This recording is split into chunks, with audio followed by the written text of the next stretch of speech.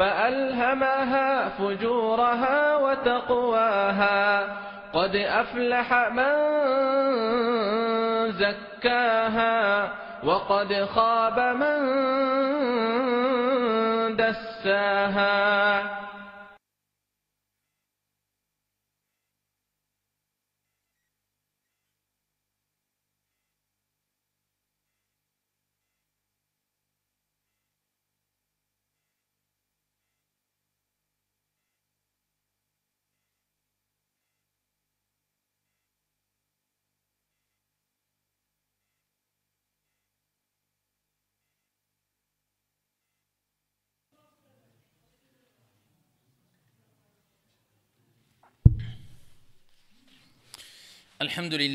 الحمد لله رب العالمين والصلاة والسلام على أشرف الأنبياء والمرسلين ولا حول ولا قوة إلا بالله العلي العظيم. اللهم لا سهل إلا ما جعلته سهلا وأنت تجعل الحزن إذا شئت سهلا.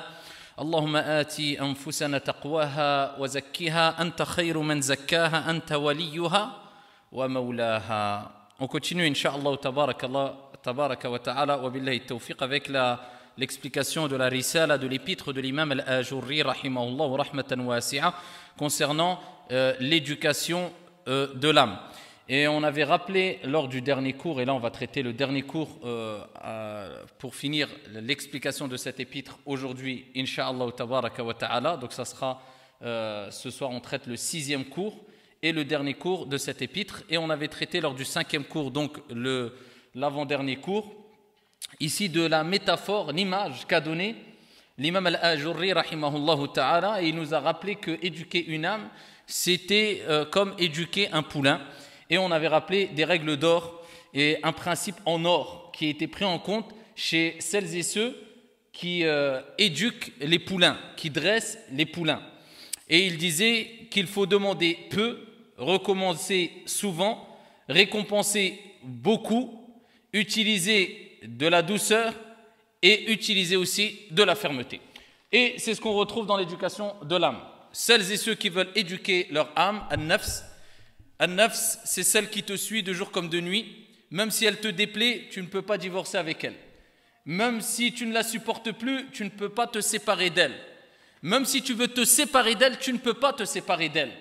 Et c'est elle ici qui te mènera bi'idhnillah vers le paradis ou bi'idhnillah par la permission d'Allah tabaraka wa ta'ala vers l'enfer. Donc celui qui a réussi à éduquer son âme, c'est celui qui a réussi. Voilà pourquoi Allah tabaraka wa ta'ala a dit qad aflaha man zakkaha wa qad khaba man dassaha.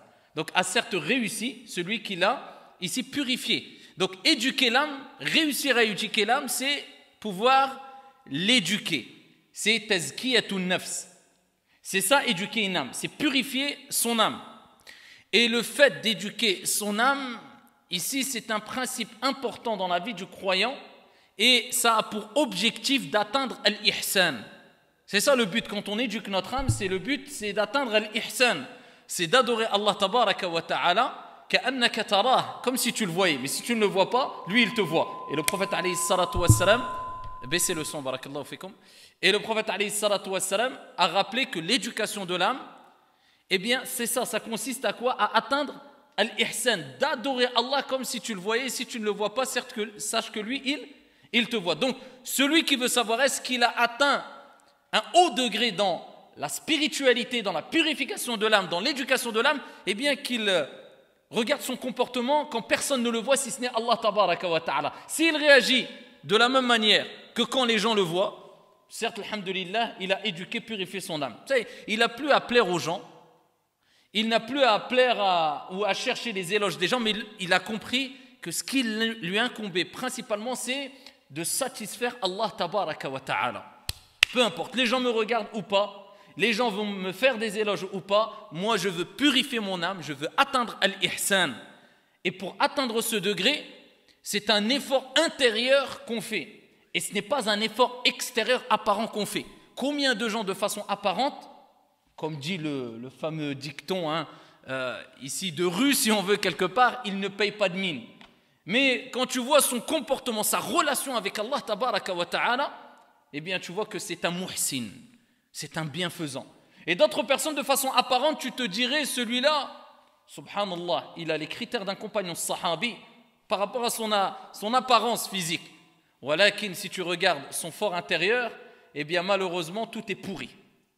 Et voilà pourquoi le prophète alayhi sallam fait Sahih Muslim a dit Inna Allah la yanzuru, Allah Jalla wa ala ne regarde pas ila suwarikum, vos apparences ni vos biens. Walakin yanzur, mais il regarde vos cœurs, ce que renferment quoi?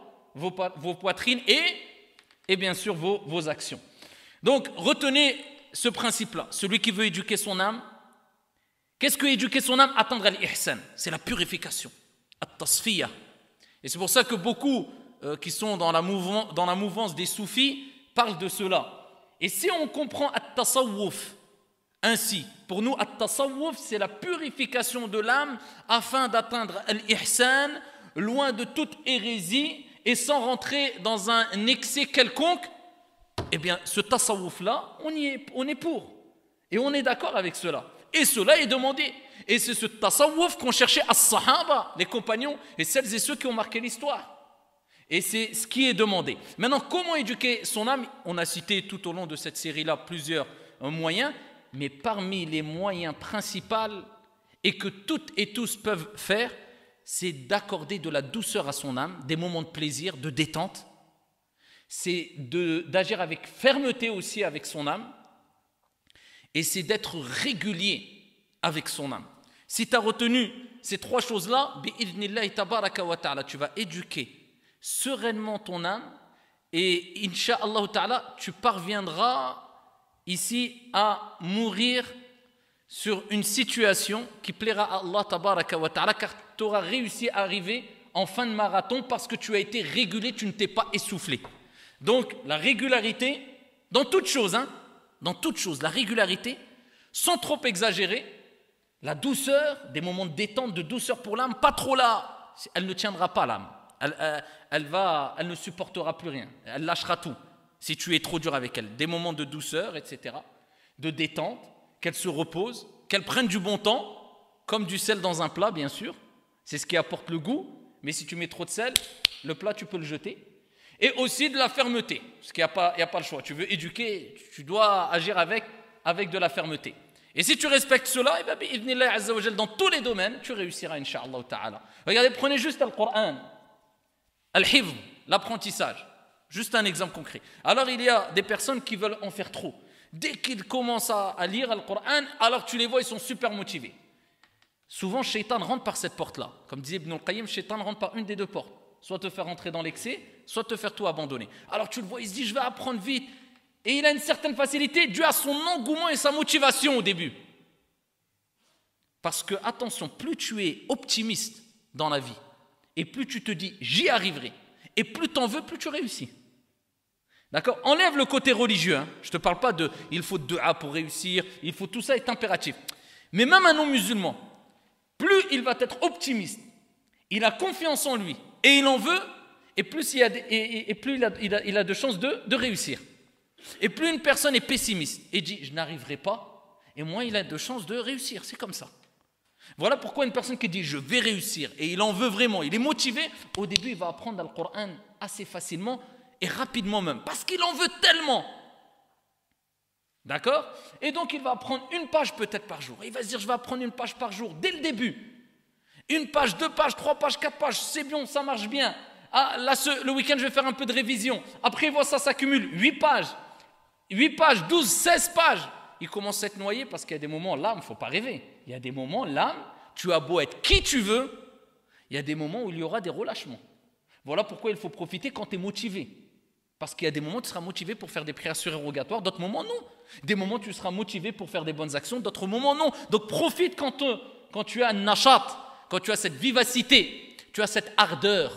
Elle vient à des moments, d'autres moments elle ne vient pas, on est des êtres humains, tout le monde est comme ça. As-Sahaba, ici certains sont partis voir Omar ibn al-Khattab, je pense que c'était Handala, qui avait dit à Amir al-Mu'minin, je crois que nafaqa Handala, je crois que je suis hypocrite.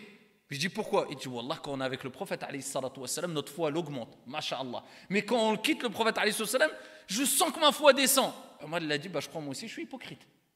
Ils sont partis voir le prophète alayhi salatu wassalam et lui ont raconté, le prophète a dit, si vous aviez le degré de foi que vous avez quand vous êtes avec moi dans les assises de science, de façon constante, même en dehors de ces assises, les anges viendraient vous serrer la main. Sa'a wa sa'a. C'est normal. La foi, elle augmente, la foi, elle baisse. Quelquefois, tu as cette ardeur, cette motivation, quelquefois, tu l'as moins. Mais donc, ici, la personne, quand elle apprend le Coran et elle est très motivée, elle va à fond au début. Et après, elle tombe dans ce moment-là où il n'y a plus cette ardeur-là, elle commence à lâcher, et après, elle veut reprendre, elle dit, attends, je vais revenir dans ce que j'ai appris. Mais il a appris 16 pages d'un coup. Et donc, il se dit, oh là là, j'ai commencé à avoir des trous. Parce qu'il s'est précipité, Mskin. Il a oublié que dans l'apprentissage, 70% du travail, c'est la révision, c'est pas l'apprentissage. Et donc ici, il est dépassé, il est démoralisé, oh là là, il faut que je revienne. Et après, il n'arrive plus à... Et voilà, il stagne. C'est vrai ou pas? Il y en a plein qui sont comme ça, dans beaucoup de sujets. Et il y a d'autres personnes qui disent, je ferai après, j'apprendrai après. Il passe 8 ans, il a toujours pas fini Juz Amma. Et il y a d'autres personnes qui disent, écoute, moi je vais doucement. D'abord, je révise mon intention avec Allah Tabaraka. Est-ce que je le fais vraiment cet apprentissage pour satisfaire Allah? Parce que je sais qu'au jour de la résurrection, Allah Azza wa Jal dira, récite et monte les degrés. Certains disent, c'est ce que tu réciteras par cœur, d'autres, c'est ce que tu as lu, etc. Ala kulli hal, je veux prendre la récompense divine, etc. Et ensuite, il se dit, je vais selon mon niveau. Et je mets un programme, adwamuha wa in qal, al-mudawama. La régularité, même si c'est minime. Et il se dit, chaque jour, j'apprends juste un verset. Lundi, mardi, mercredi, jeudi, j'arrête. Un verset par jour. Tout le monde a les capacités, bi'idhnillah. Vendredi, samedi, dimanche, je révise mon Coran que j'ai appris. Laisse-moi tranquille, je ne veux pas apprendre 1 page par jour, je ne veux pas apprendre 2 pages par jour, je n'ai pas les moyens, l'arabe, c'est comme ça. J'ai la motivation, mais je ne veux pas aller au-dessus de mes capacités. Et tu verras cette personne-là, s'il est régulier, Wallahi, rendez-vous dans 6 mois. Celui qui apprenait 1 page par jour, il aura tout abandonné, tout oublié. Celui qui apprenait 1 ligne par jour avec un programme minime mais régulier, et ici sans surcharger son âme, tu verras que peut-être il sera passé à 2-3 lignes par jour, ou alors il sera resté ainsi, mais alhamdoulilah, il aura été régulier. Et dans toute chose, c'est comme ça. Mais par contre, celui qui se dit, j'apprends un verset par jour, le jour où son âme lui dit, oh non, repose-toi aujourd'hui, il va lui dire quoi? Il n'y a pas de repos aujourd'hui, la fermeté. Parce qu'il a été déjà assez douce avec elle. Vous comprenez? La douceur avec l'âme. Et par contre, quand tu veux ici appliquer une chose, eh bien de la fermeté. Parce que tu sais que tu n'as pas appliqué quelque chose qui est trop lourd pour toi, au-dessus de tes capacités. Là, il faut de la fermeté. Et c'est comme ça, avec cette gymnastique-là, spirituelle, que tu arriveras, bi'idhnillahi tabaraka wa ta'ala, à avancer. Ibn al-Qayyim, rahimahullah ta'ala, donne un autre exemple, une autre image, et il dit, l'âme est une montagne élevée. Il donne l'exemple de l'âme. Il dit, c'est comme une montagne élevée, sur le chemin qui mène vers Dieu. Ah, donc toi tu te diriges vers Dieu et sur le chemin tu trouves une grande montagne élevée, c'est l'âme. Ensuite, il dit, tout cheminant n'a d'autre voie que celle menant au-delà de cette montagne. Tu n'as pas le choix. Tu es sur le chemin qui va vers Dieu, tu n'as pas le choix. Riche, pauvre, noir, blanc, faible, peu importe, croyant, non croyant, tu es obligé de passer par cette montagne et aller jusqu'au sommet si tu veux continuer ton chemin. Et il dit, il lui faut donc passer par là, bon gré mal gré. Mais pour les uns, ce cheminement est très difficile et pour d'autres, il est facile. Il s'agit d'une montagne remplie de vallées, de passages étroits, de crevasses, d'obstacles, de toutes sortes d'obstacles et de brigands qui coupent la route aux voyageurs, notamment à ceux qui cheminent la nuit. Aussi, s'ils n'ont pas l'armure de Al-Iman, l'armure de la foi, et s'ils n'ont pas emporté avec eux les lampes de la certitude pour se diriger la nuit, Al-Yaqin, les lampes de la certitude qui puisent leur énergie dans l'huile de l'humilité, At-Tawadu', et la concentration, Al-Khushu', ils risquent de s'égarer et de s'exposer aux dangers mortels. Rahimahullah ta'ala. Ibn al-Qayyim, c'était un médecin du cœur. Et on sait très bien qu'il a marqué les esprits ici depuis son existence jusqu'à aujourd'hui à travers toutes ces paroles et ces paraboles et ces images. Et surtout dans l'éducation de l'âme. Et il dit, pour traverser cette montagne, c'est-à-dire pour pouvoir combattre ton âme et pouvoir continuer à cheminer vers Allah tabaraka wa ta'ala, eh bien sache que cette âme-là, c'est comme une montagne parsemée d'embûches, de chemins étroits, de brigands qui veulent couper la route la nuit, quand tu ne vois rien. Eh bien, pour cela, pour réussir facilement cela, tu dois t'armer de quoi? Al-Iman, la foi. Travaille ta foi, Al-Iman. Celui qui n'a pas de foi ne pourra pas combattre son âme. C'est pas possible. Et la foi, ça se travaille. Et la foi, c'est un trésor que tu dois cacher, car il est facile à dérober par Shaitan et par l'âme instigatrice au mal. Donc, par la foi de Al-Iman, les lampes de Al-Yaqin, la certitude, Billahi tabaraka wa ta'ala, et l'huile de l'humilité, eh bien, tout cela est indispensable afin de combattre ton âme et pouvoir avancer, Inch'Allah ta'ala. Naam. Alhamdulillahi Rabbil Alamin, wassalatu wassalamu ala ashrafil mursalin. قال المؤلف رحمه الله تعالى: أخبرنا أبو بكر حدثنا أبو عبد الله بن محمد بن مخلد العطار حدثنا أبو الحسن علي بن إبراهيم بن عبد الحميد الواسطي قال: حدثنا موسى بن إسماعيل حدثنا أبو مقاتل يعني حفص بن سلم حدثنا لا t'as passé quelque chose là. Tu es où là? أخبرنا أبو بكر حدثنا جعفر ابن محمد الصندلي. عفوا. أخبرنا أبو بكر حدثنا جعفر بن محمد الصندلي قال: سمعت أبا الحسن محمد بن أبي الورد يقول: قال وهب بن منبه: النفس كنفوس الدواب والإيمان قائد والعمل سائق والنفس يقول والنفس حارون فإن فتر قائدها حرنت على سائقها وإن فتر سائقها ضلت على الطريق. أخبرنا أبو بكر حدثنا أبو عبد الله بن محمد بن مخلد العطار حدثنا أبو الحسن علي بن إبراهيم بن عبد الحميد الواسطي قال: حدثنا موسى بن إسماعيل حدثنا أبو مقاتل يعني حفص بن سلم حدثنا عون بن أبي الشداد عن الحسن في وصية لقمان لابنه: يا بني لا تنتفع بالإيمان إلا بالعقل فإن الإيمان قائد والعمل سائق والنفس حرون فإن فتر سائقها ضلت عن الطريق فلم تستقم لصاحبها وإن فتر قائدها حرنت فلم ينتفع سائقها. نعم. Ici, Al-Mu'allif, rahimahullah ta'ala, il dit une parole et il reprend ensuite la parole en citant de qui elle vient. Et cette parole-là vient de Luqman al-Hakim. Luqman al-Hakim est cité dans le Coran al-Karim lorsqu'il donne des recommandations à son fils. Dans Surat Luqman. Et ici, Allah tabaraka wa ta'ala a cité Luqman comme étant un homme sage. C'est pour ça qu'on dit Luqman al-Hakim. Certains considèrent que c'était un prophète, voilà qu'une majorité disent que c'était un homme sage, vertueux, pieux, qui a donné des conseils qui ont été ici mentionnés dans le Coran al-Karim. Ensuite, il y a plusieurs textes qui sont rapportés et qui sont attribués à Luqman. Certes, il y a des textes qui sont rapportés et attribués à Luqman dont les chaînes de transmission sont faibles. Et comme dans cette chaîne de transmission-là qu'a cité l'auteur, certains savants considèrent qu'elle est faible. Mais de toute manière, ce n'est pas un récit prophétique attribué au prophète alayhi salatu wassalam, premièrement.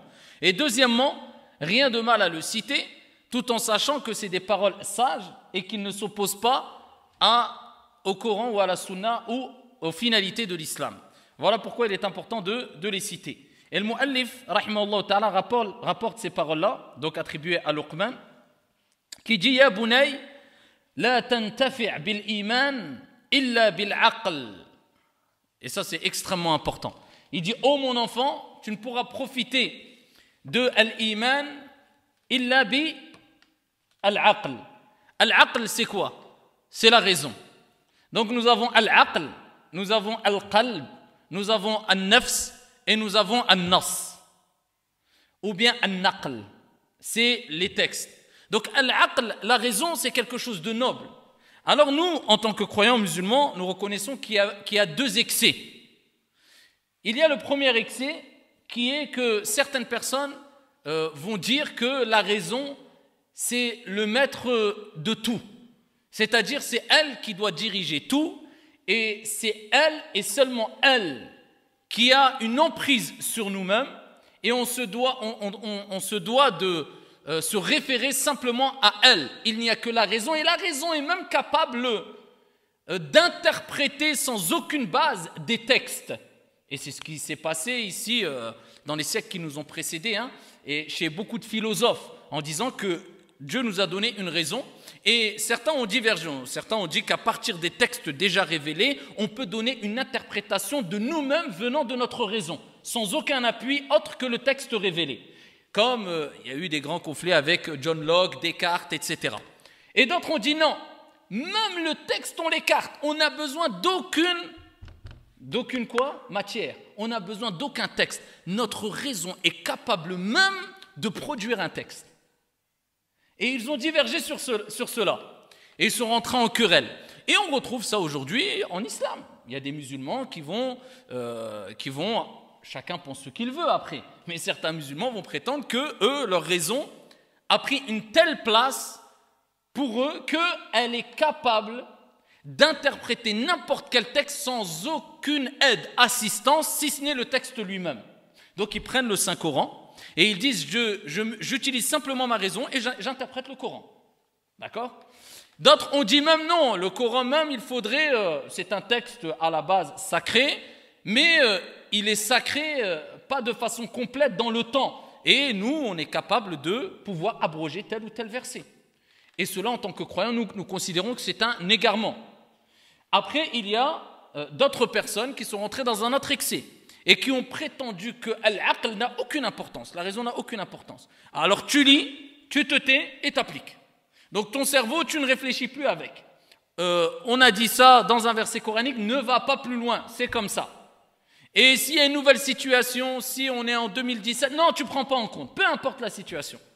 Et si, non, on ne veut rien entendre. On veut que le texte, tu le lis, tu l'appliques, ni plus ni moins. Ça, c'est un égarement encore. Car déjà, même à l'époque, ici, des tabi'in, des compagnons du prophète, alayhi salatu wassalam, eh bien, des nouvelles situations sont intervenues, ce qui a fait qu'ils ont été obligés de faire un ijtihad, un effort d'interprétation. Et après, de là, ils ont rebondi sur d'autres supports que le livre d'Allah, le Coran et la sunna du prophète, alayhi salatu wassalam, parce qu'il n'y avait pas les réponses directes sur la situation qui les concernait. Oui, Dieu a dit ça, mais nous, notre situation maintenant, la réponse, elle n'est pas stipulée clairement. À l'époque du prophète, le prophète avait une révélation, c'était clair. Donc comment on fait maintenant? Aujourd'hui, on a les avions. Il y a un verset coranique qui te dit si tu es dans un avion et l'avion va vers là, la qibla est là. Il y avait des situations qu'il n'y avait pas à l'époque du prophète et il y avait des réponses déjà à leur époque qu'il n'y avait pas directement dans le Coran ou la Sunna. Ils ont fait un effort d'interprétation avec le livre d'Allah, la Sunna, ils ont rajouté d'autres fondements. À titre d'exemple, al-qiyas, l'analogie. Cette situation est analogue à l'autre situation qui avait été vécue. D'autres, et voilà, les fondements ont commencé à être mis en place. Les qawa'id, des règles ont été mises en place, etc. Et chaque école juridique a mis en place des fondements ou a interprété différemment des règles de jurisprudence ou des fondements du droit. C'est l'ilm. Donc, ce n'est pas quelque chose de nouveau. Donc, certaines personnes prétendent que si toi, tu n'utilises pas ta raison afin d'interpréter de toi-même le Coran, tu es un arriéré et tu es un littéraliste. Non, on est contre le fait de lire et d'appliquer bêtement sans mettre l'accent sur l'importance de l'aql, la raison réfléchie. Quand on te parle, analyse selon tes moyens et selon les outils que tu as. Ce n'est pas n'importe qui va analyser aussi et dire moi je réfléchis, je suis d'accord, je ne suis pas d'accord. Il faut que tu aies des outils aussi, un bagage scientifique.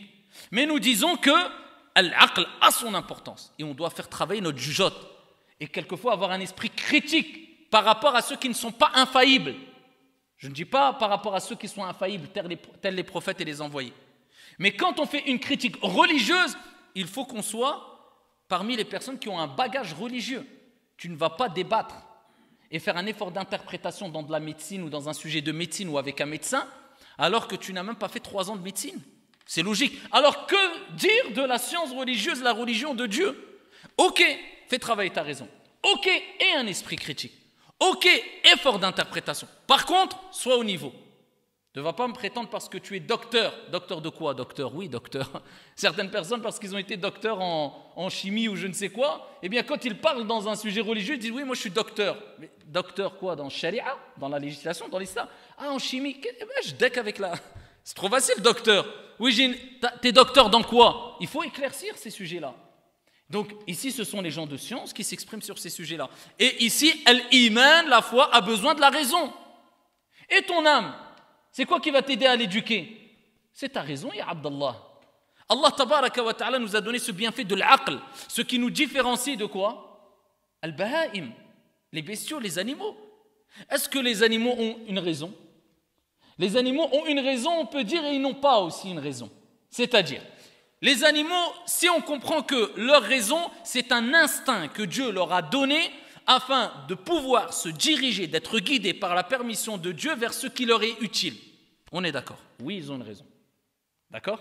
Mais si on parle par raison, de la même raison que l'être humain a, ce qui lui permet de distinguer entre ce que Dieu aime et ce que Dieu n'aime pas, et lui permet de se rapprocher de Dieu, et de croire en Al-Ghaib, avoir la foi en Al-Ghaib, eh bien là non.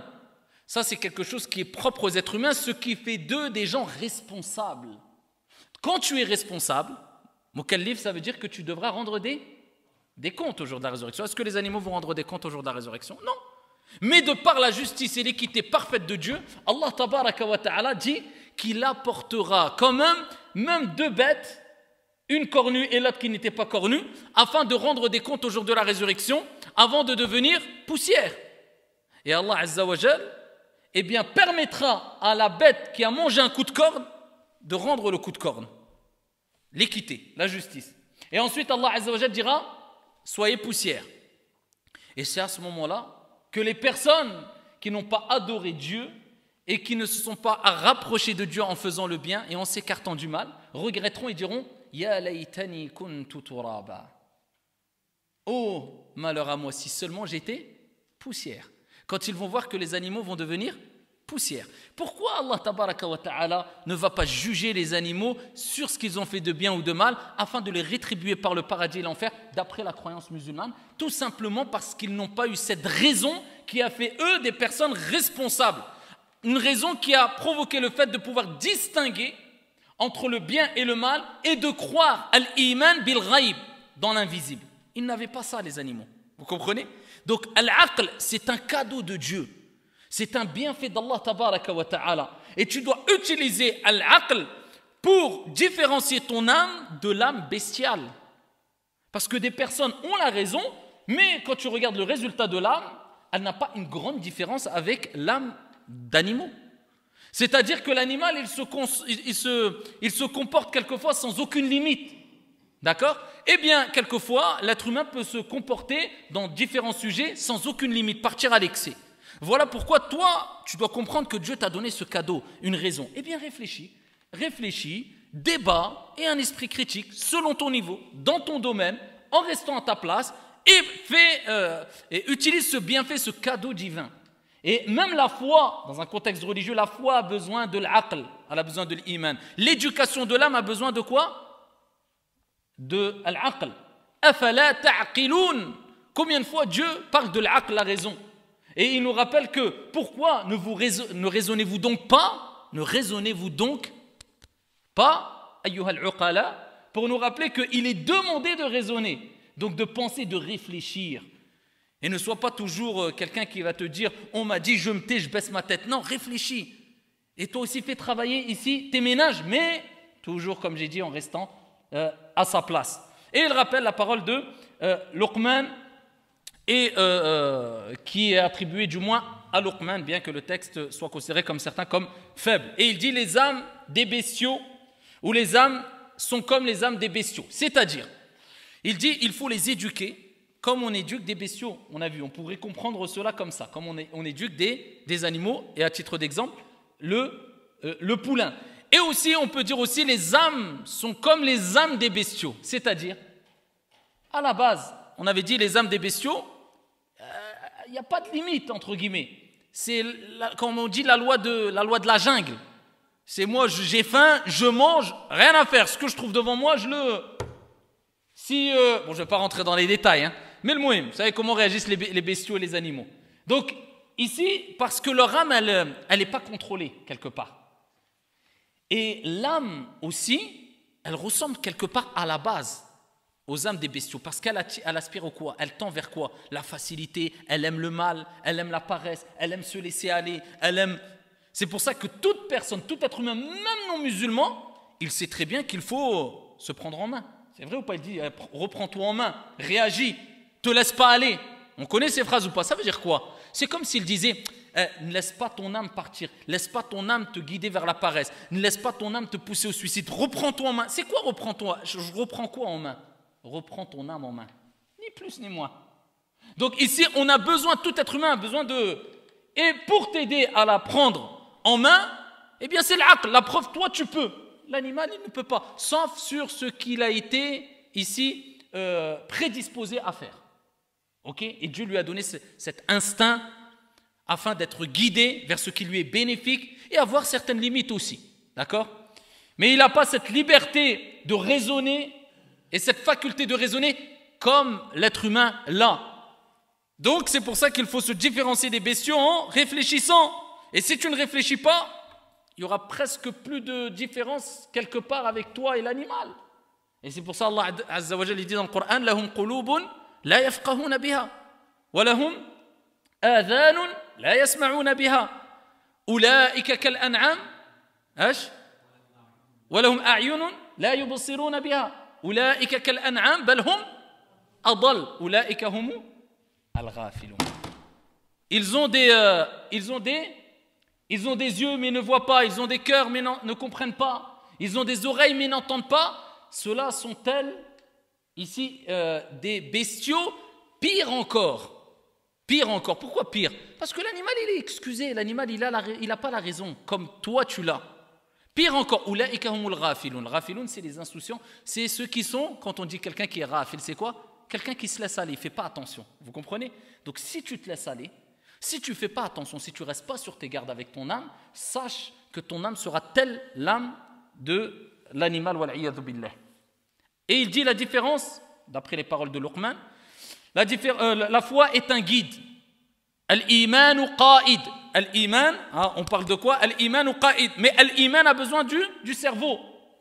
Parce que ta foi va augmenter par l'instruction, la connaissance qui est à Allah. Et pour ça, tu es obligé de faire travailler quoi? Ton cerveau. Réfléchis, apprends. Et quand tu vas apprendre à connaître qui est Allah Azza wa Jal. Et l'éducation, c'est un ensemble de quoi? De connaissances, on a dit. Quand tu éduques ton âme, il faut du ilm, de la science. Et pour la science, il faut al-aql. T'as déjà vu, toi, un lion qui prend un livre et qui apprend l'ilm ou l'aqida? Toi, t'es pas un lion. Toi, t'es un être humain. Voilà pourquoi, toi, va prendre des livres et lis. Fais ce que l'animal ne peut pas faire. Donc, ici, tu dois t'instruire. Et par l'instruction. Et cette instruction, eh bien, sera bénéfique à toi. Bi'idhnillahi tabaraka wa ta'ala. Après que tu aies fait travailler ta raison, ta foi augmentera. Et ta foi sera wal imanu qa'id. C'est la foi qui est le guide. La foi te guidera bi'idhnillahi tabaraka wa ta'ala. Et il dit, et les actions, al-a'mal, conduisent vers Allah. Donc on a la raison, on a la foi, on a les actions, parce qu'on ne peut pas dire que al-iman ou fil qalb. Non, les actions, il faut prouver aussi, c'est trop facile. Ya Allah, je t'aime, prouve. Tu vas dire à ton épouse, à tes enfants, à tes parents, je vous aime. Mais par contre, tu ne fais rien de bien envers eux. Et tu ne fais rien qui les satisfait. Kadhab, c'est du mensonge. Donc, al-a'mal, c'est prouver. Et c'est ici mettre en application ce qu'on renferme ton cœur. Et les actions conduisent vers Allah. Et l'âme est acharnée, têtue, obstinée, paresseux, haroun, c'est-à-dire, elle réunit toutes ces caractéristiques. D'accord? C'est-à-dire que et il insiste encore, c'est une âme acharnée, paresseuse, obstinée, têtue, qui aime bien se laisser aller, lourde, etc. C'est comme ça l'âme. Et il rappelle que l'âme, elle est comme ça. Et il dit, si son guide, c'est-à-dire al-iman, s'affaiblit, elle refusera d'être conduite par les actions. Et si celui qui la conduit, c'est-à-dire les actions, s'affaiblissent aussi, elle s'égarera sur le chemin. Ajib. Donc on voit que l'un ne va pas sans l'autre. Il ne faut pas affaiblir tes actions, il ne faut pas affaiblir ta foi, et il ne faut pas affaiblir ta connaissance. Et ça, c'est extrêmement important afin d'éduquer son âme. Donc, al-iman passe par al-ilm. Apprends, ta foi augmentera. Il n'y a pas de secret. Lis, ta foi augmentera. Apprends à connaître ton Seigneur, ta foi augmentera. Écoute, enrichis-toi de connaissances Et la connaissance est demandée dans toute science, que ça soit religieuse ou profane. Toute chose, c'est bien, la connaissance c'est bon. Contrairement à la paresse intellectuelle. C'est quoi la paresse intellectuelle? C'est encore de se laisser aller. C'est-à-dire que tu ne fais pas d'efforts et tu emmagasines sans faire d'efforts. D'accord? On ne peut pas être médecin en s'allongeant et regardant des émissions à la télé. Il ne faut pas rêver. On n'a jamais prétendu être un savant, même musulman, en restant devant une télé comme ça ou devant un livre et même pas à peine bouger et rester comme ça. C'est pas possible. Mais par contre, on peut être un paresseux intellectuel en allumant la télé, rester regarder 7 heures de télé par jour. Là, il n'y a pas de problème. À part devenir paresseux intellectuellement, tu vas devenir quoi? Dites-moi quelqu'un qui a réussi à atteindre un certain niveau social ici en regardant la télé 8 heures par jour. Dites-moi, on peut atteindre quoi comme niveau? On peut devenir quoi? Si on peut, on va tous allumer la télé chez nous pendant 8 heures. Je ne dis pas que la télé est haram ou que ça dépend ce que tu regardes. Mais regardez 7 heures de télé, qu'est-ce que ça va vous apporter? Contrairement à lire des livres pendant 7 heures, à écouter des cours pendant 7 heures. C'est connu. À étudier pendant 7 heures par jour, tout simplement. Donc ici, apprends. Plus tu t'éloignes de la paresse et plus tu éduques ton âme. Parce que ton âme n'aime pas. Prends le mushaf et dis-lui à ton âme au début, allez maintenant il faut lire 5 pages ou il faut lire un hizb. Tu vas voir la lourdeur. Mais quand tu es lancé, Allah Azza wa Jalla dit dans le hadith Qudsi, si tu fais un pas vers moi, je cours vers toi. Quand tu es lancé, ça part même, tu es content. Là, tu commences à sentir an-nashat, l'ardeur, la motivation, la vitalité. C'est vrai ou pas? Au début, c'est lourd, mais dès que tu es dedans, alhamdoulilah, même après, tu dis alhamdoulilah que je l'ai fait. Eh bien, c'est ça, combattre son âme. C'est quand elle ne veut pas, tu lui dis tu ne veux pas, eh bien, tu vas le faire. C'est dur, mais sache que dès que tu fais un effort et tu fournis un effort qui est difficile au départ, sache obligatoirement que les fruits seront sucrés, que tu vas l'apprécier, Inch'Allah ta'ala, après. Tandis que quand tu te laisses aller, au début tu te sens bien, mais les fruits seront amers. Il n'y a pas de secret. Donc plus tu te laisses aller au début, plus tu vas récolter des fruits amers. Plus tu fais des efforts au début et c'est difficile, et plus les fruits seront sucrés, Inch'Allah ta'ala. Et il a commencé par une chose importante, c'est quoi? Al-aqidah, le dogme, la foi, al-iman. Et ça renferme les piliers de la foi, la croyance en Allah Azza wa Jalla, le jour dernier, aux livres révélés, aux anges, etc. Naam. فإذا اجتمع ذلك استقامت طوعا وكرها ولا يستقيم الدين إلا بالتطوع والكره إن كان الإنسان كلما كره من الدين بالتطوع شو؟ بالطوع. بالتطوع نعم. بالطوع نعم. ولا يستقيم الدين إلا بالطوع والكره إن كان الإنسان كلما كره من الدين شيئا تركه أو شك أن لا يبقى معه شيء من دين الله عز وجل من دين الله عز وجل. نعم. فلا تقنع لنفسك بقليل من الإيمان ولا تقنع لها بضعيف من العمل ولا ترخص. نعم. Ici, Al-Mu'allif rahimahullah ta'ala, il nous rappelle فإذا اجتمع ذلك استقامت طوعا وكرها ولا يستقيم الدين إلا بالطوع والكره. Eh bien ici l'âme est ta religion. L'âme, ton âme est ta religion. Ne pourra goûter à la droiture que par 2 éléments. Ici, c'est l'espérance et la peur. C'est la fermeté et la douceur.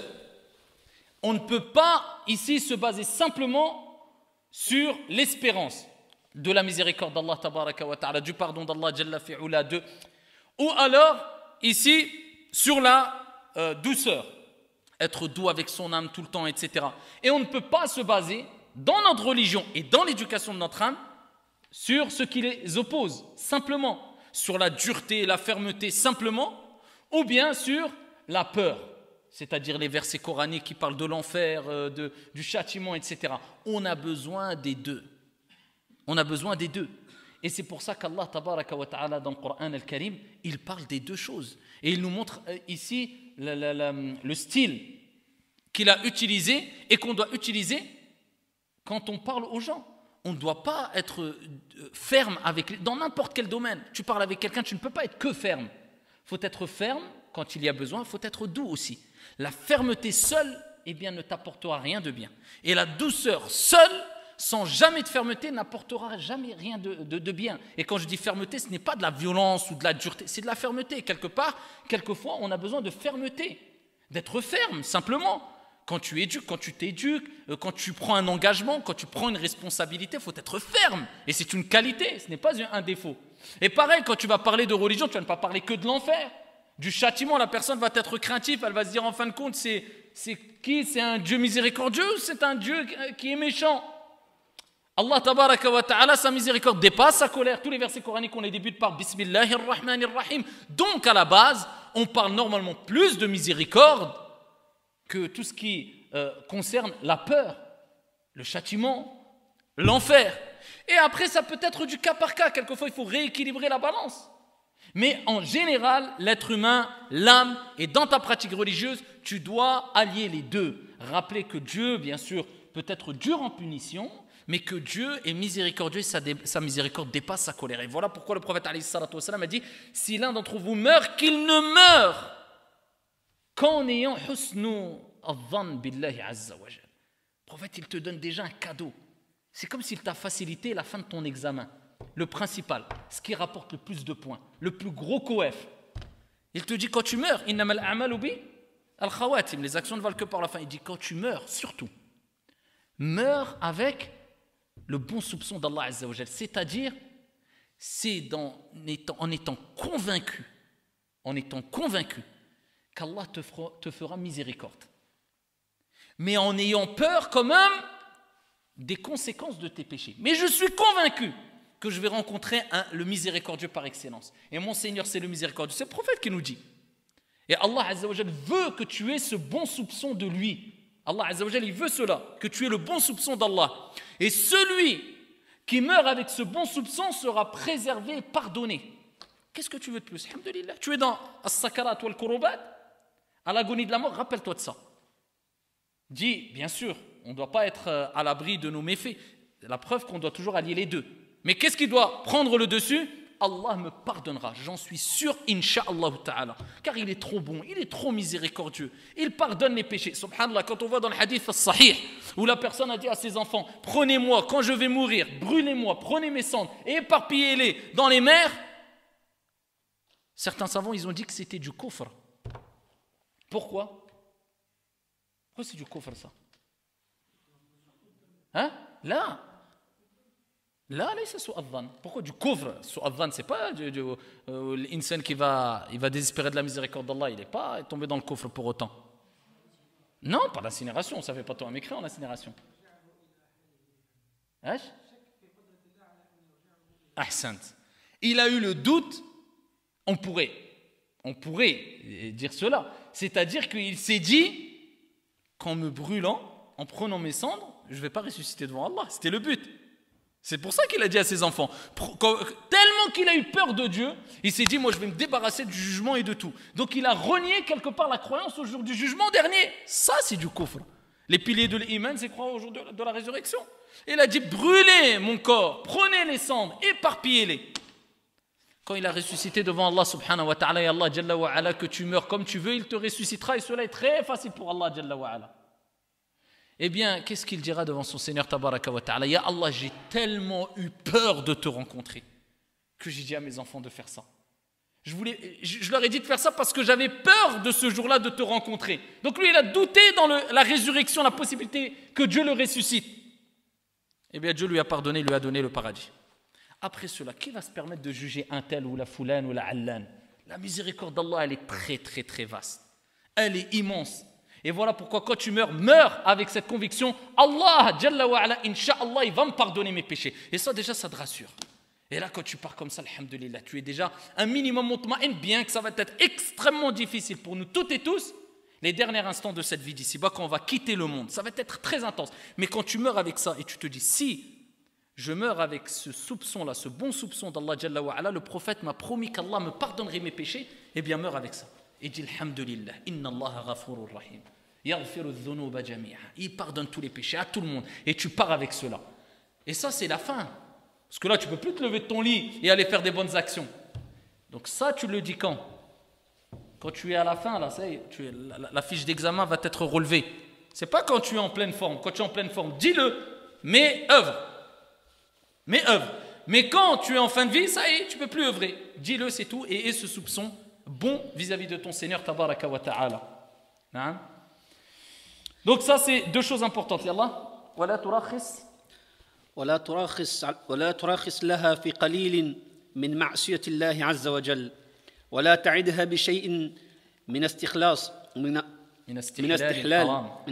الحرام فإن النفس إذا أطمعت طمعت وإذا أيستها أيست وإذا أقنعتها قنعت إذا أرخيت لها طغت وإذا زجرتها انزجرت وإذا عزمت عليها أطاعت وإذا فوضت إليها أساءت وإذا حملتها على أمر الله صلحت وإذا تركت الأمر إليها فسدت فاحذر نفسك واتهمها على دينك وأنزلها منزلة من لا حاجة له فيها ولا بد منها فإن لا حاجة لك في باطلها ولا بد لك من تهمتها ولا تغفلها عن الزجر فتفسد عليك ولا تأمنها فتغلبك فإنه من قوم نفسه لك فإن من قوم نفسه حتى تستقيم فبالحري أن ينفع نفسه وغيرها. نعم. Ici, il rappelle que l'âme sera selon ce que tu lui auras donné comme éducation, tout simplement. Tu la laisses aller, eh bien, elle se laissera aller. Tu l'éduques, elle sera éduquée. Tu la corrompes, elle sera corrompue. Tu es ferme avec elle, elle sera ferme. Tu es trop doux avec elle, elle sera trop doux. Tu es trop laxiste avec elle, elle sera trop laxiste. Tu es trop extrémiste avec elle, elle sera extrémiste. C'est selon tes efforts. En tout cas, ici, il te rappelle, ici, accuse-la. C'est-à-dire, il rappelle que c'est comme un ennemi. Et voilà pourquoi le prophète il a dit, comme on l'avait cité précédemment, Al-mujahidu man jahada nafsah. Le vrai combattant, le grand combattant, c'est celui qui combat son âme. Donc c'est un combat de tous les jours. Voilà pourquoi c'est le plus grand des combats. Tous les jours, le matin, le soir, elle t'accompagne. Donc tous les jours, 24 sur 24, tu es dans un combat. C'est pour ça qu'on dit le plus grand des combats, c'est jihadun nafs. C'est le combat contre son âme. Et tu ne dois jamais être trop sûr de toi, trop confiant en te disant c'est bon, je suis bien, je suis bon, je suis. Non, accuse-la toujours. Et reste toujours sur tes gardes avec ton âme et fais travailler ta raison, ta foi, afin de l'éduquer sans aucun relâche. نعم فالحري أن ينفع نفسه وغيرها ومن غلبته نفسه فانفس الناس أحرى أن تغلبه وكيف لا يضعف عن أنفس الناس وقد ضعف عن نفسه وكيف يؤمن على شيء من النفس وهو متهم على نفسه وكيف يهتدى بمن قد أضل نفسه وكيف يرجى من قد حرم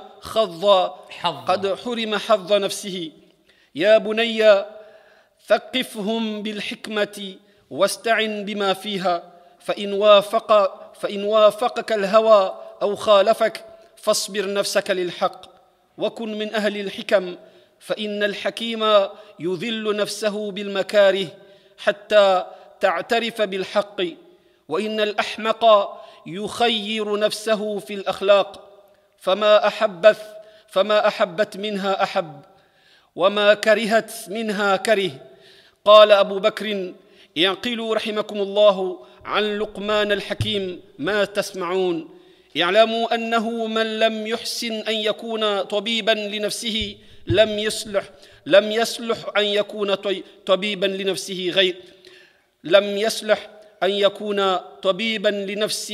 لنفس غيره ومن لم يحسن أن يؤدب نفسه لم يحسن أن يؤدب نفس غيره. نعم.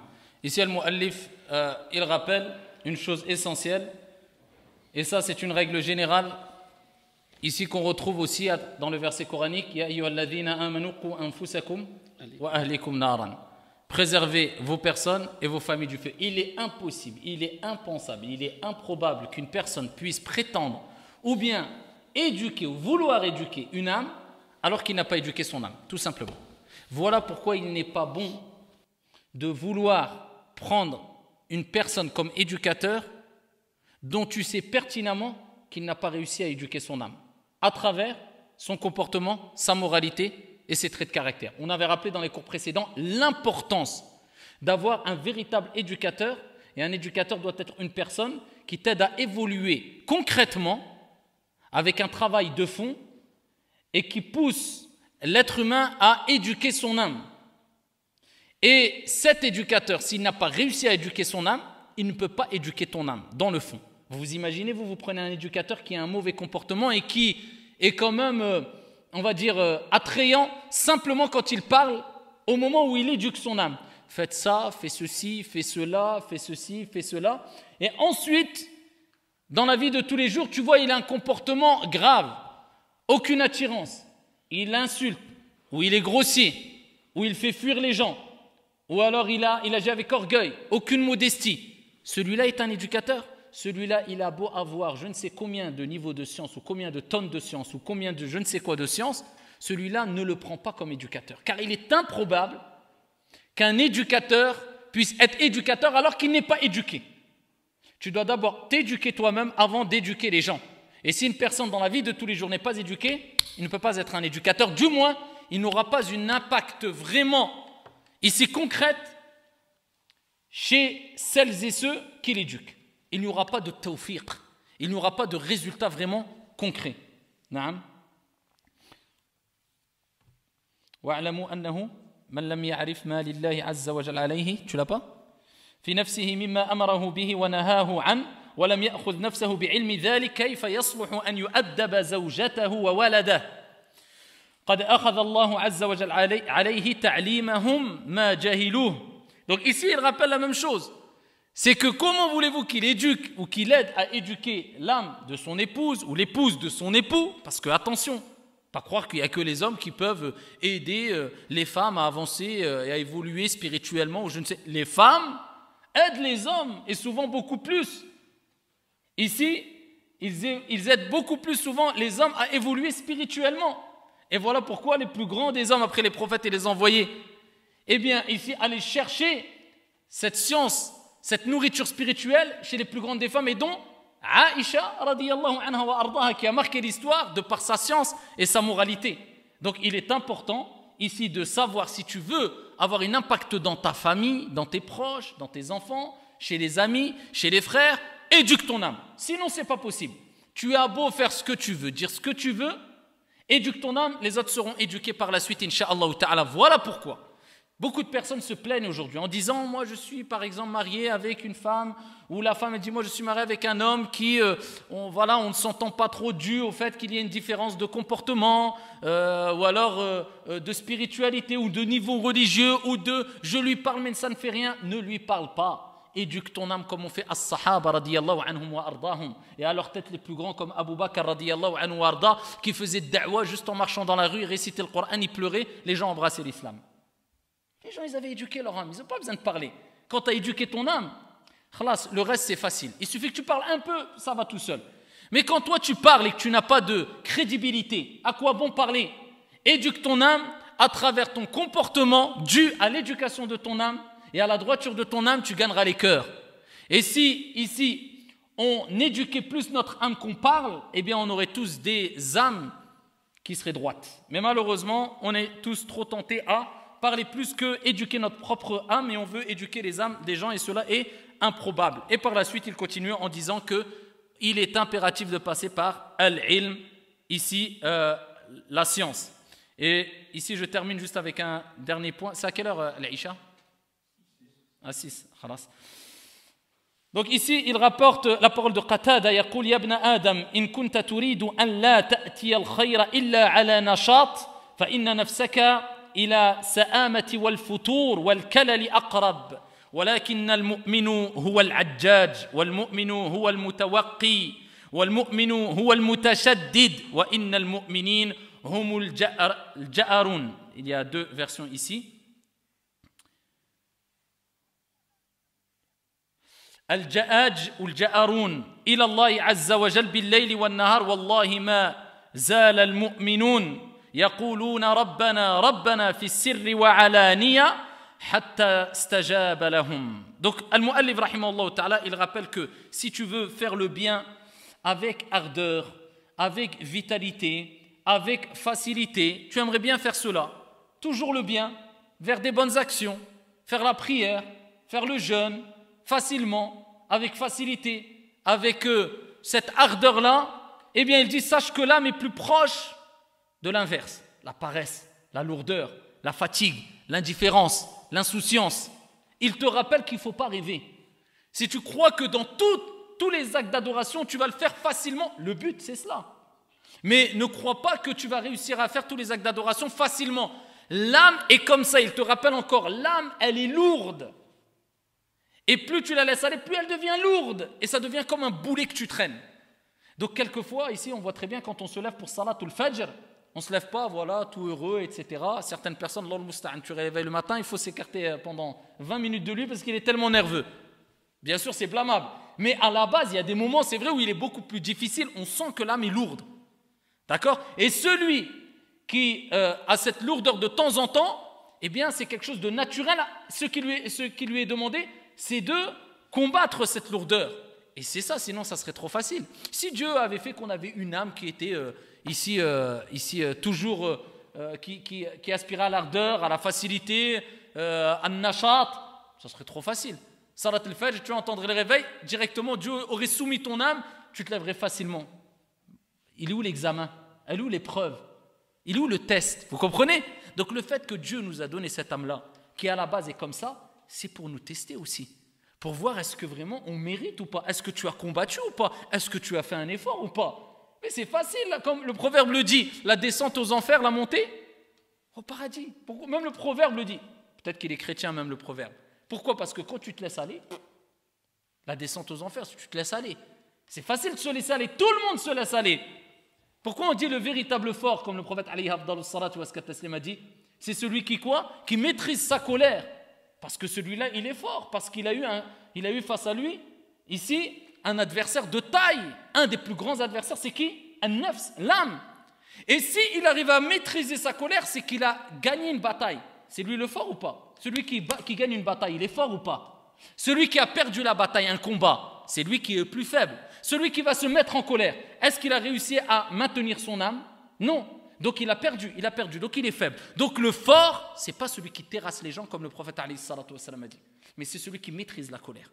Et quand tu veux savoir si une personne est faible ou forte, eh bien regarde comment il a éduqué son âme. Regarde sa droiture, regarde son comportement, regarde ses actes d'adoration, regarde son implication, regarde son comportement. Et tu lui diras, celui-là est fort et celui-là est faible. Mais maintenant, nous, on ne sait même plus où mettre le curseur. Encore tout dans l'apparence, celui-là est musclé et fort, celui-là est tout maigre comme un fil de fer, il est faible.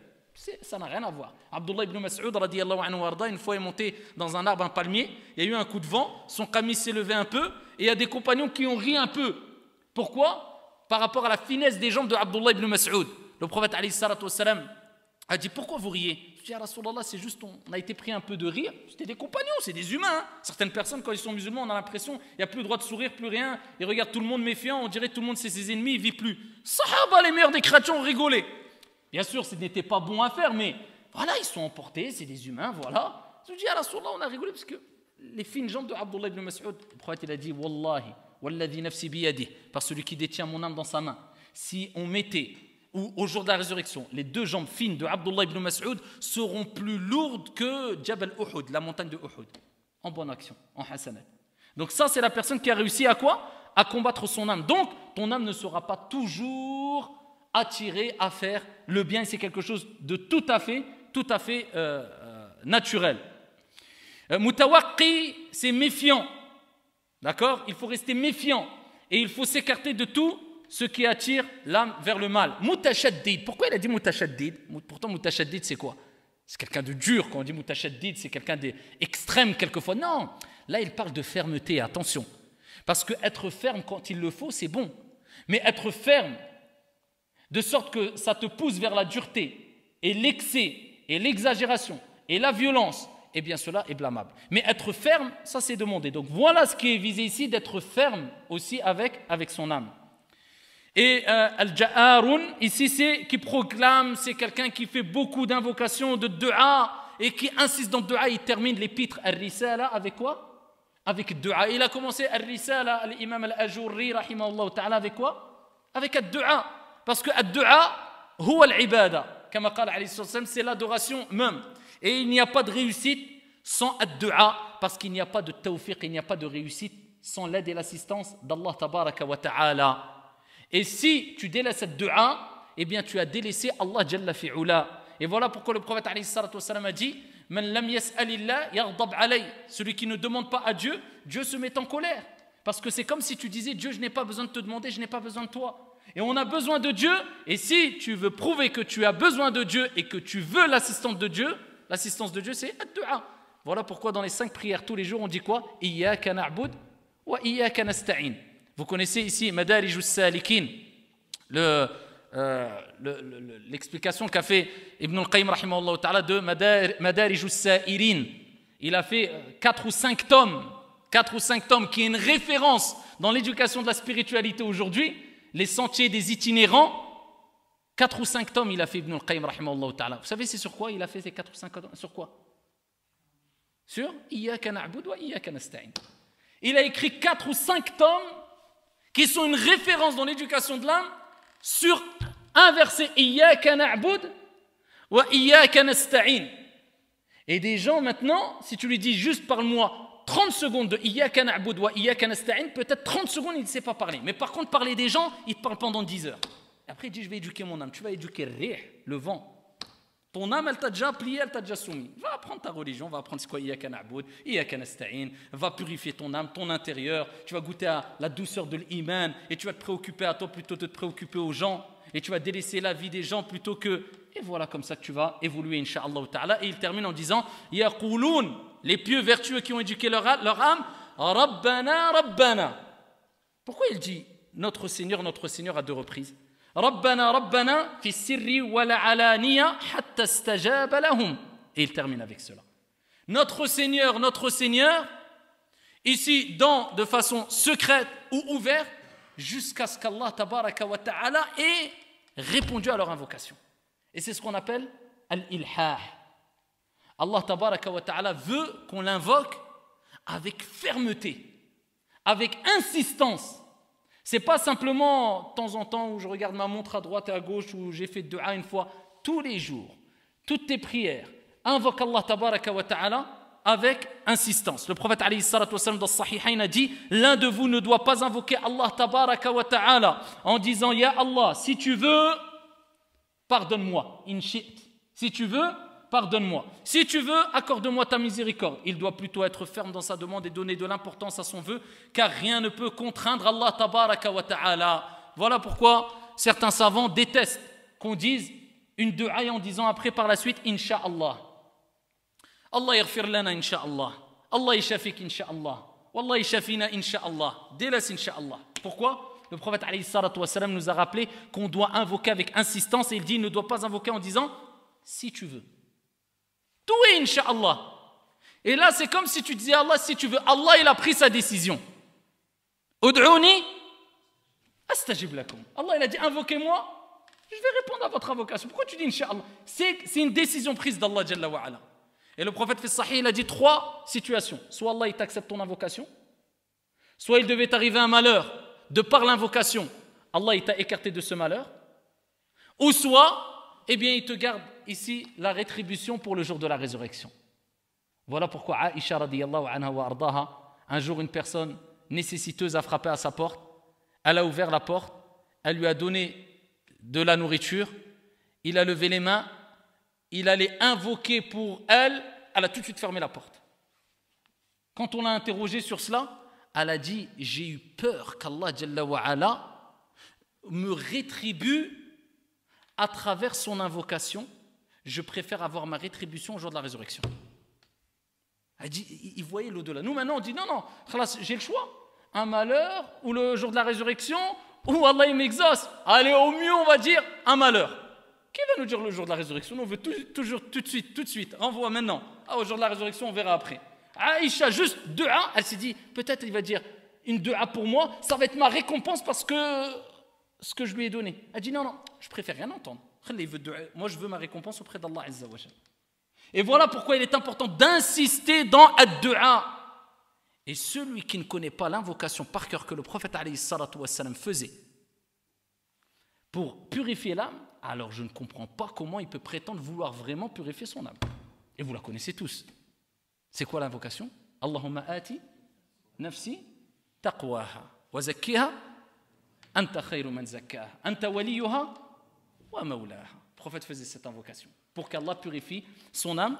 Et voilà pourquoi il est important de purifier son âme à travers ad-du'a de jour comme des nuits. Et c'est un des plus grands moyens qui t'apportera la réussite et le succès ici-bas et dans le delà, dans tous les domaines. C'est quoi? Ad-du'a. Et ainsi, on a terminé l'explication ici de l'épître de l'imam Al-Ajurri sur l'éducation de l'âme. Wallahu ta'ala a'la wa a'lam wa ahkam. Alhamdulillahi rabbil alamin.